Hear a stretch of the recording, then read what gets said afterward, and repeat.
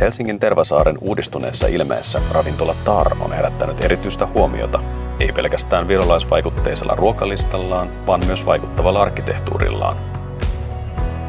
Saaren historiallisen tervavaraston rinnalle on rakennettu moderni lasipaviljonki, joka sulautuu maisemaan ja korostaa sijainnin merellistä luonnetta. Näkyvyyden ja suorituskyvyn takaamiseksi kohteessa on käytetty Pilkington OptiView Ultra-sarjan huippulaseja. Lasit tarjoavat poikkeuksellisen kirkkauden ja minimoidun heijastavuuden.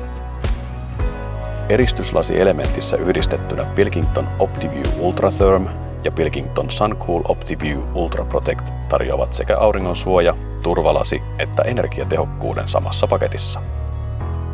Pilkingtonin lasien pinnoiteteknologiat tukevat Tarin ympärivuorista käyttöä. Ulkoilman läsnäolo säilyy myös kylmempinä kuukausina, mutta ilman lämmön hukkaa tai häikäisyä.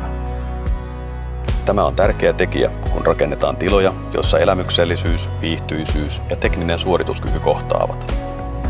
Tar on samalla kunnianosoitus Virolle. Ravintolan esikuvana toimii Tallinnan tunnettu Noa. Lasipaviljongin avoimuus ja kirkas näkyvyys tukevat tätä teemaa visuaalisesti.